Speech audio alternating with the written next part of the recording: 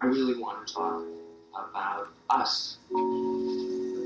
Now, I don't know whether anything will come of this, or whether there is anything in this. I think we're all pretty interesting, and that all of you are pretty interesting.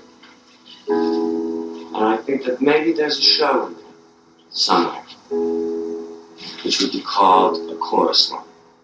And what it is a group like we are, came to New York from various places. We've been in Broadway shows. Like, I want to tape it because what I want to do is really like an interview. It's really about examining a group of people in the society. Most of us, let me say, not feeling like we really had approval from our parents. And I mean, obviously, I think that that's part of why you get into show business, because it gets to give a mass approval. I mean, there's a possibility that the whole world could end up loving you. No one is obligated to say anything. I would hope that everybody could be really honest about whatever you do say. Right now, in terms of theater and in terms of the country and the world, I think honesty is the most appealing thing. Started dancing when I was 3 years old, and it was because they said when they put the radio on, I used to dance around. So they decided that I should be the next Gene Kelly first. Poor. My father was a machinist, and my mother worked at Sears, and my father was a gambler. And much fighting and screaming, and my deciding that I did not like my parents, and I did not like Buffalo. Early in my junior year, I got a telegram that said, please come to New York, Jerry Robbins auditioning people for the European company of West Side Story. And I went to my locker and I took everything out, and I walked out the door, and I left. And I got on a bus for New York, and I said, I am not coming back. I am getting this job, and I am never coming back. Now I get Bob Agan is in the chorus of this show, and Bob Agan one day says to me, he goes, you're really good. I bet someday you can be a choreographer. All right, Bob Agan. Friends.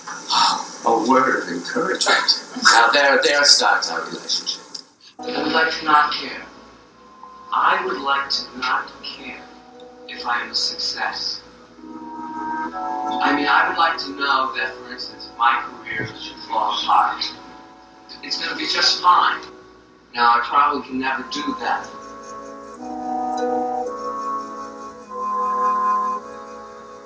I mean, because you said... I'm Aries. Do you believe in signs and stuff? I mean, Aries, I'm really Aries. Yeah. And I'm a true Aries. Yeah, I know. And I get bored really fast. And also, I don't believe that anybody can go to bed with one person and be satisfied for life, much less for a year. Yes, well, but I'm honest about it. I know. How selfish I am. But I have trouble being a two. And always being a part of a two. And accountable for the other half, who isn't me, who can't think the way I'm thinking and relating to something. I mean, I want that kind of... I want whoever I'm with on my wavelength constantly, which is impossible. I mean, being like show business people, or when we get into that world, it's all going to be wonderful. And it's going to, like, solve a lot of problems. I mean, just about life. I mean, I was sure that when I got my first show, I would be terrifically happy for the rest of my life. And then when that wasn't quite the way it was, I was sure when I got the next thing, that when I lived in New York and was on Broadway, that was going to do it.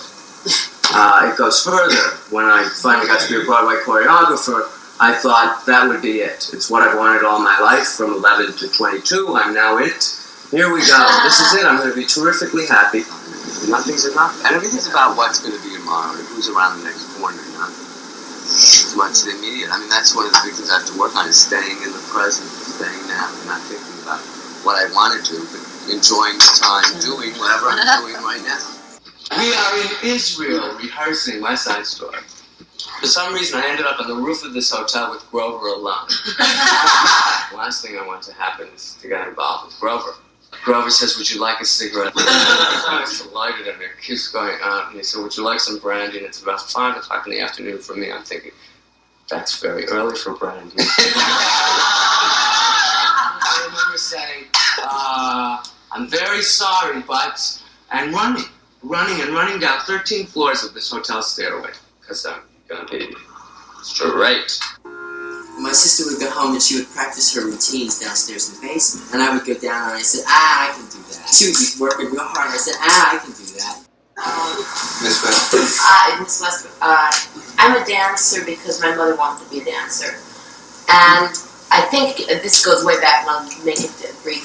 I think she was illegitimate, and her mother, because she was 16 when my mother was born, raised my mother like a little nut. Her husband, who was like, I think, a 3-month husband, ran off. And my mother was like, couldn't do anything, couldn't babysit, couldn't go out, and she wanted to dance, I think to get away. And went, scholarships and all that, and got to college and learned to dance. And married my father because she wanted to get away from her mother, and because my father told her no one else would ever ask her. So she did. And then when she had this little daughter that she tried to have, she made that little daughter what she wanted to be. And she was fabulous the way she did it. First, she took me to all the ballets, and she used to give me her old toe shoes, which I used to run down the sidewalk on my toes.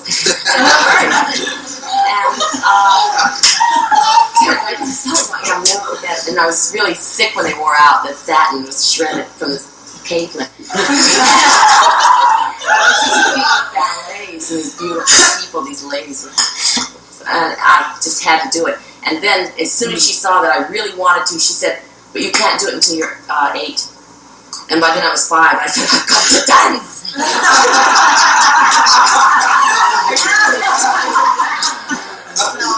Finally, she gave it very reluctantly at 7 and taught me for 2 years, and I was the monster of the class because I got everything right away. And then I got bored, and my mother was teaching, and so I made trouble until I get thrown out. Now, my father worked for the airlines and used to mess around a lot right in front of my mother, and when I was like 5, I remember helping her dig earrings out of the car that I knew at 5 were not my mother's, and I understood all that. And I understood the fights that my parents had. And used to stand there, and I remember really looking up and saying, wow, they really shouldn't be together. She said, you'll be very attractive, and you're very different, but you are not pretty. I was told that I was born to help their marriage. And that my father picked my mother up from the hospital, and I was on a pillow in her lap, and he said, well, I thought this was going to help, but I guess it isn't. Oh, shit. Thank God I didn't hear that. But why she had to tell me that when I was 15?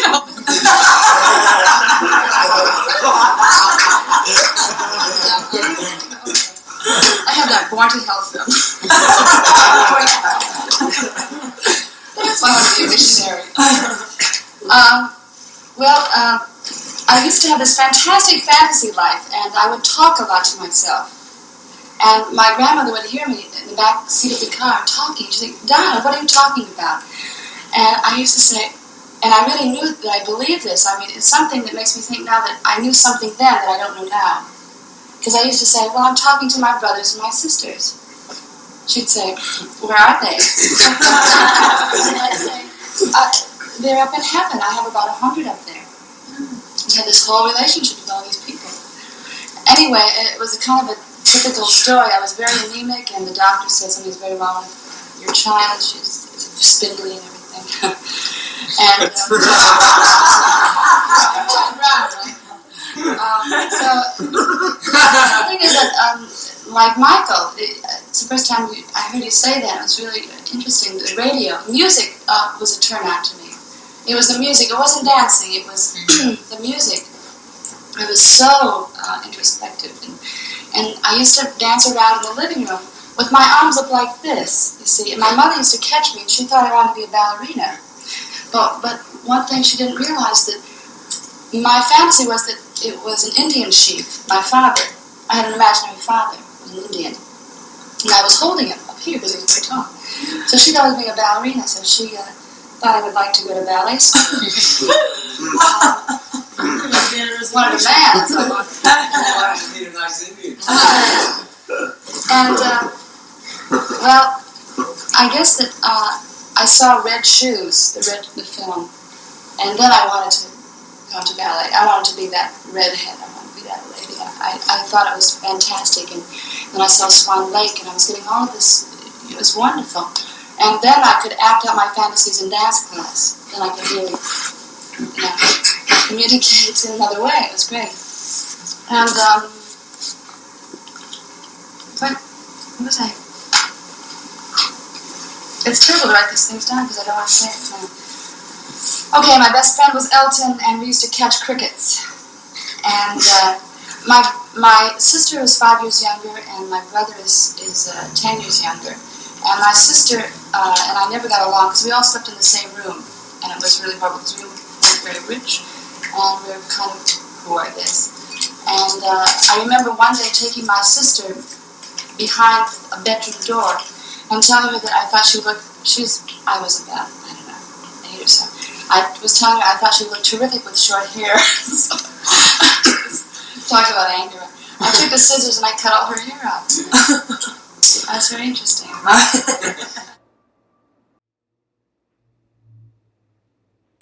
me see. I hear all the time, oh, you don't look Puerto Rican, oh, you don't look Puerto Rican, but I am. And both my parents, they met in Puerto Rico, they were brought up there and everything, and they met there, and they had my older brother and older sister, and my mother started seeing what was happening in Puerto Rico, like, you stay home and cook, I go fool-a-rah. None of this shit, so she packed up everything and came to New York, and then I was the next one born here, and my younger brother. And I was born in the Bronx, I told you, in the Hollywood bed. So I just remember always jumping around and dancing. And, my mother would sing, and then I'd dance, I guess it was to get attention or approval, whatever you want to get. And the guy came around to my house. He was a terrific salesman. He said, hey, you want your little girl going, yes, you do. Put me up against the television, the television with these big square things. Put me up against the television, I'll never forget it. Turned my back, picked up my foot and touched my head. She's fantastic. I mean, really get her this big sell. So talk about destructive people. The first day in acting class, right? We were in the auditorium, they put us down on the stage, and it's like, okay, we're going to do an improvisation. Improvisation, what's an improvisation? So he puts us on the floor, one in back of the other with our legs like this around everybody. That was a schmuckle oven, right? So thank God. He puts us there and he says, okay, now, you're skiing, no, you're on a bobsled. It's snowing out. Okay, go.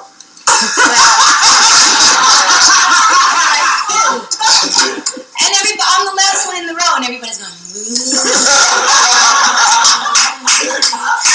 sitting there thinking, what am I doing? So finally, the 3 minutes are up for the improvisation. He says, okay. He says, okay, now what did you feel? Well, the hands start shooting up. I felt the snow. I felt the rain. I felt the cold. What did you feel? I didn't feel anything. Well, that was it. That was how it I slit my throat. It was the first day of school. It was terrible. And from that day on, I could do no wrong. And they're so destructive in that school because they let children who know nothing about anything criticize other children, And usually their criticisms are just to satisfy what they think the teacher wants to hear anyway. Mm-hmm. So they knew that I wasn't on his good side. So anytime I'd get up there, I would be completely torn to shreds. I couldn't do anything right. And one day I did a monologue on the bad seed. I played the crazy girl. Well, for some reason he was truly impressed. And then when he asked the class what they thought, the hand shot, oh, she was miserable. She didn't believe a thing. I didn't believe her at all, and she really wasn't into it. And they said, well, I thought she was pretty good. And then the class went like, oh, So that, anyway, he wanted me to leave the school, and I told him I'd have to go to Girls High if I left, and that was really like the worst. You can't get any worse. So he said, well, I think there's a little spark there, and if you work with you, maybe something will happen. And I thought, well, if there's a little spark and you make me leave the school, how's this little spark if I'm going to burst out? And I did miserably the rest of the year, and I was very unhappy. And then that summer he died. And I'm telling you, I was so happy. Only because I didn't want him to die, but only because I felt this weight just lifted off my shoulder, and it was like I could go, oh, okay, and it was better. But I mean, they don't go to theater, and they don't do those things, That my father, though, really loved movies, and he used to go to the movies all the time. We'd come out of one movie, and we'd go in another movie, and another movie, and I just lived in the movies all the time, which is really what show business was to me, was a movie. But because I couldn't see. No, it really is all related. I couldn't see. So I would ask my father, I would tell my father, I can't see, I have to sit up close by myself. So I would go sit up by myself. And my father would go to 42nd Street to the movies. Because he could come out at one and go to another. He also worked a night shift. And he'd call my mother up and say, you want to go to the movies? And it would be like, 9, 10 o'clock at night. And it would take me long, but it would be like, really, the movies very late. And I used to sit alone all the time, and sailors would come and play with me. Or strange men would sit next to me and play with me. And I never told anyone. Because my parents would never believe me, and it didn't really matter. And I knew I was gay, and that didn't bother me. What really bothered me was I didn't know how to be a boy. I was raised by 9 ladies. I just didn't know how to be a boy. I used to go and look in ladies' windows, in the dresses, and there were no men around. I had 2 older sisters and 6 female cousins, and I used to wish I was a girl. I used to think my life would be so much easier. Because I just don't know how. I used to want to be a girl.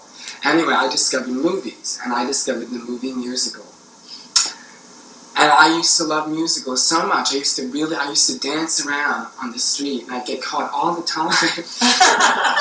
I was doing my own movie musical, and I'd always get caught and really feel embarrassed. I was always Charisse. Always, until I met her. But anyway, and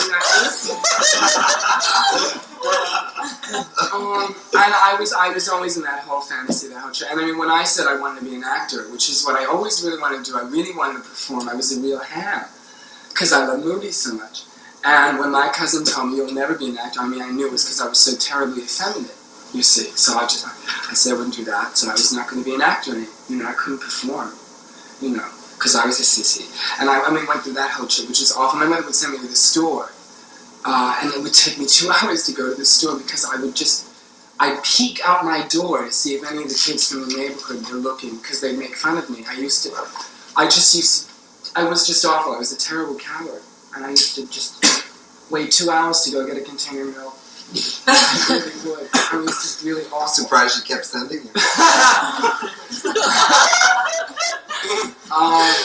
They were dumb. But anyway, I loved them. They were really super. But anyway, at 14, I knew they couldn't understand me. They just could not understand me. And again, it wasn't being gay. I knew I was gay. I knew I was a homosexual. That I could handle. It was just being this sissy. I just didn't know. I couldn't go. I didn't know how. But anyway, because that's what the thing baby.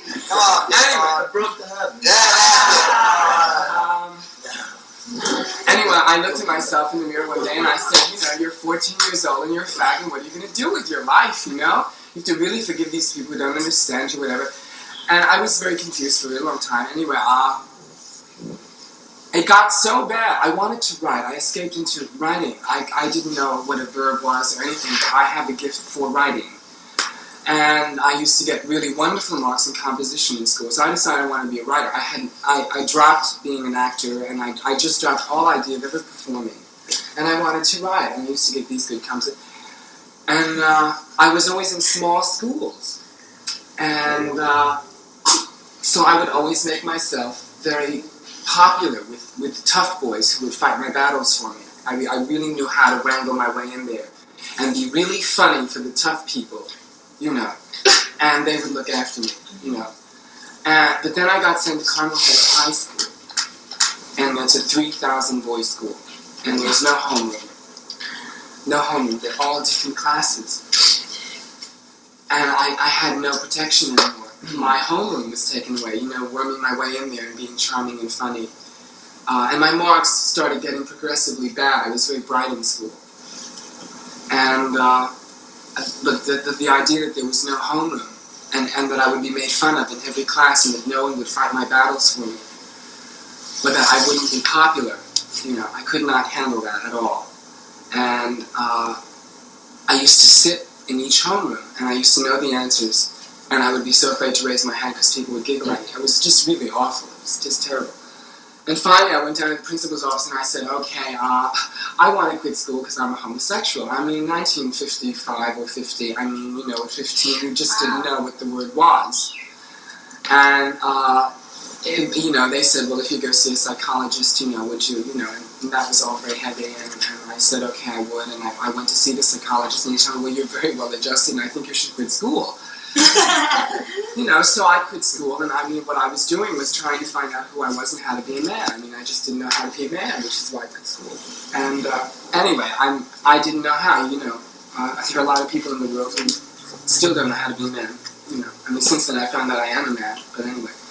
I was looking for the wrong thing. I was trying to learn how to be butch. Big difference. And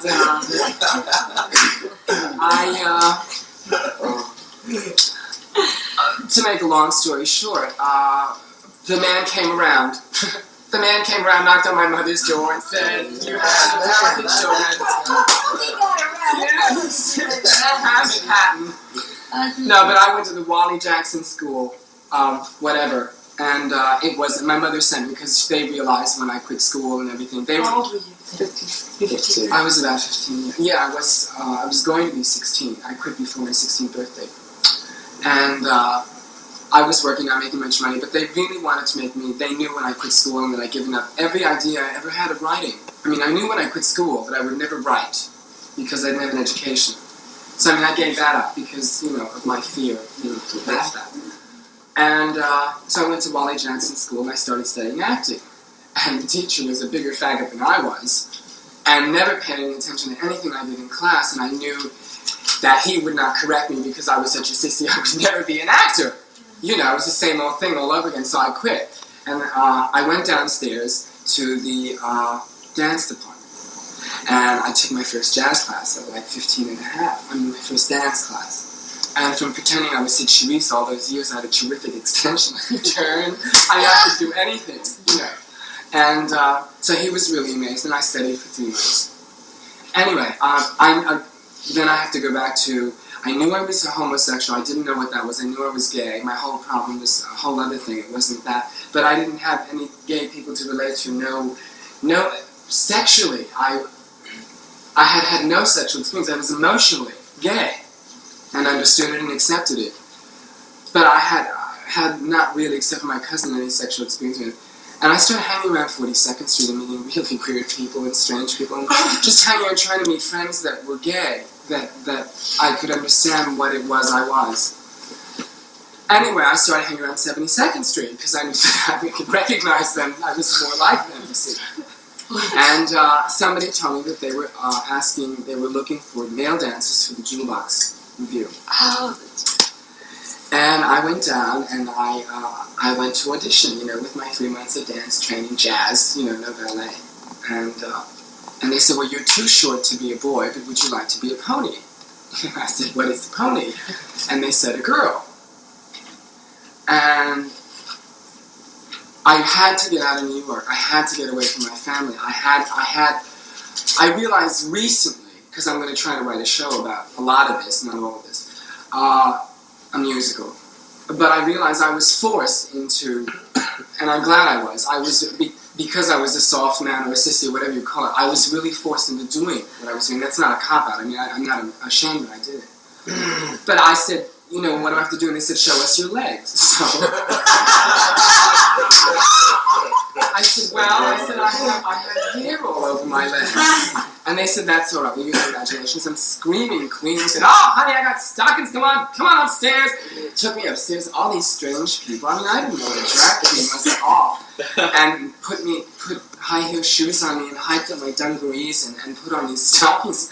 And it was so freaky, it was really incredible. And I went downstairs and they said, you just have wonderful legs. I said, oh, really, it's terrific. So let's hit it. Okay, tell me your name, stage name. It has always been Baayork. Mother and father from two different backgrounds and religions, Buddhist and Muslim. Mucho conflict. Born in New York City, Lower East Side, ghetto. The man upstairs was a dancing teacher, and he saw something. He said I was going to be a ballerina. So I was going to the School of American Ballet to become a prima ballerina. I just wanted to dance, but I never grew. That was my problem. I never got any taller. I was very effeminate as a child, and I had some... I kept feeling her boobs. She said, don't you want to touch anything else? And I said, no, I really don't. I really spray painted one boy silver. As far as my tits are concerned, that's the best thing I've ever done.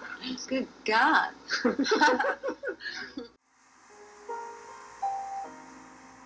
very grateful that you have come to spend this kind of time. I think that we're all pretty interesting.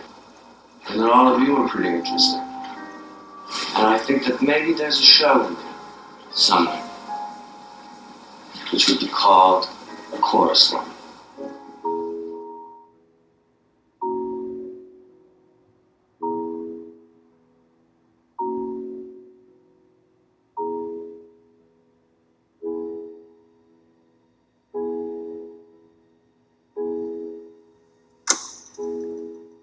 I really want to talk about us.